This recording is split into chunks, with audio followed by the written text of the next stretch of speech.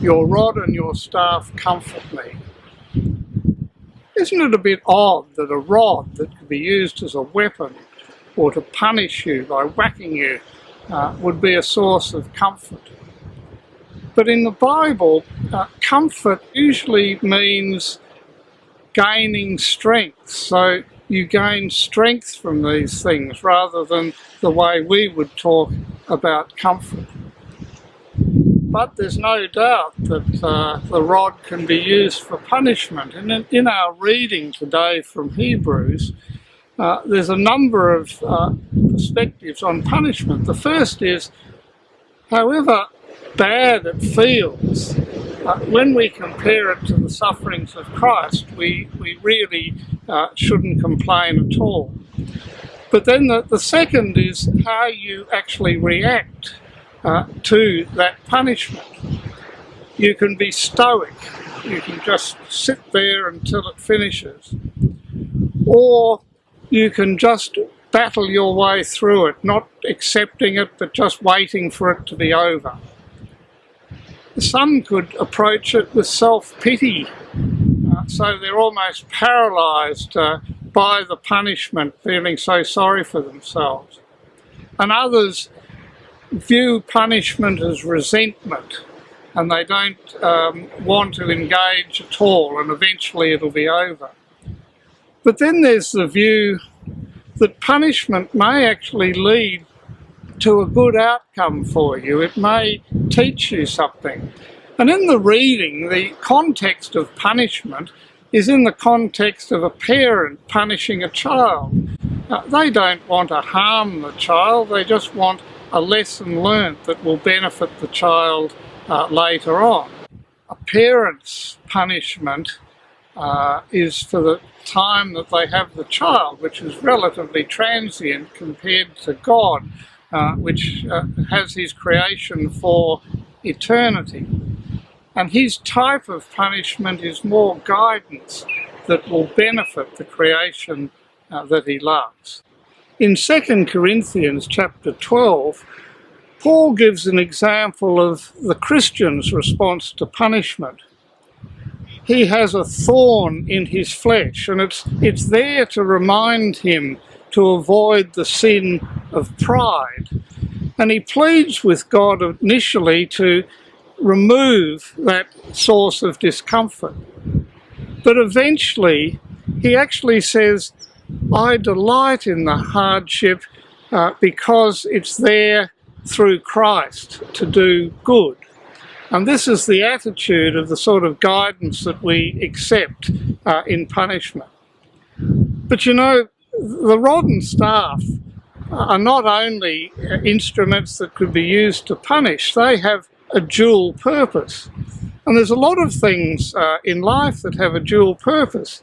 The ocean behind me can at some stage be like a mill pond, and other times it can be so rough that people can't go into it swimming or boating. And so it just has this duality about it. Another example of duality is what's called dual purpose research, and a good example is actually our current pandemic. Because you see, if you do research into a virus to find out what makes it spread and what makes it lethal, you may well be able to find a treatment or a vaccine against the virus. But on the other hand, you're also learning how to create a biological virus that could be used as a weapon, so it could have a good purpose or a bad purpose. Well, the rod and staff are a bit like that, because although a rod could be used to punish a sheep, it could also be used to defend a sheep against wolves. It often was used to put in the way of a sheep so that the sheep would go around it, and the staff was used for that as well. And the staff, of course, often was just an extension of the arm of the shepherd, where he could hook a sheep that was wandering off towards danger and bring it back to the safety of the flock. And so we had the rod and staff being implements of discomfort, but also implements of comfort. And the other interesting thing about the staff was that the shepherd used to use it to count every one of his sheep by pointing at them. He cared for them, he had to account for them.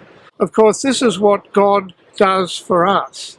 He accounts for each one of us, and that's an inspiring thought, and that's a comfort to us that he's prepared to engage with us personally in that way. Well, to David, the rod and staff was a well-known symbol from which you could gain comfort or guidance and strength. But for us, it's actually the cross. And interestingly, the cross, of course, has this duality to it as well. It's the source of our greatest shame that we crucified Christ, but it's also the source of our greatest hope for the future because of the grace of God. I'm reminded of the hymn, The Old Rugged Cross. We don't use it much these days, but I'd like you to listen to the words.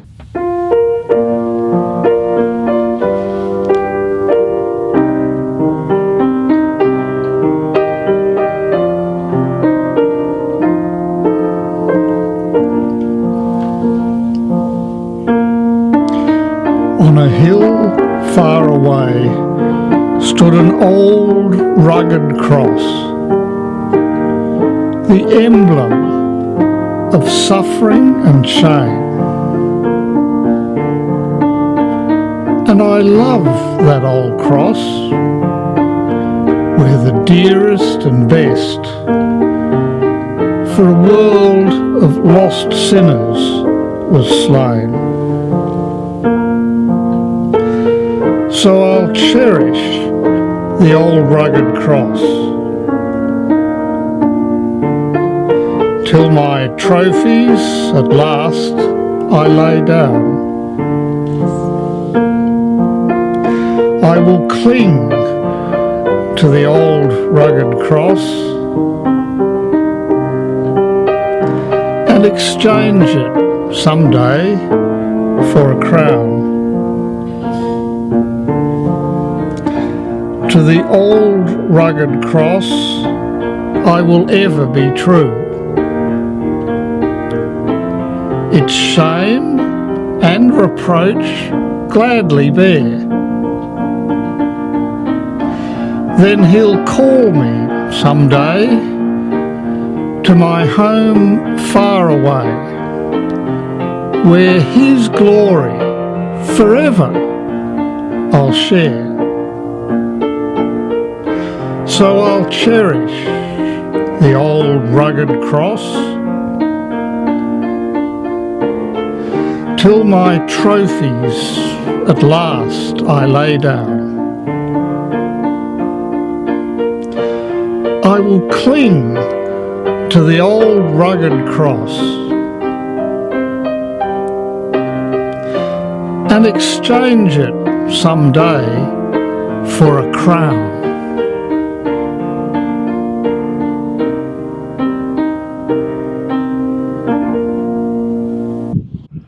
And it is the cross where we see the two aspects of Jesus come together. He was fully human, suffering some of the worst pain that man could suffer by being hung up on a cross, and yet unilaterally and unconditionally forgiving those that were inflicting the pain. Fully human on one hand, I think fully divine on the other. And so the cross is our symbol of strength and guidance. And through Christ, we focus on the cross. We will need guidance from time to time.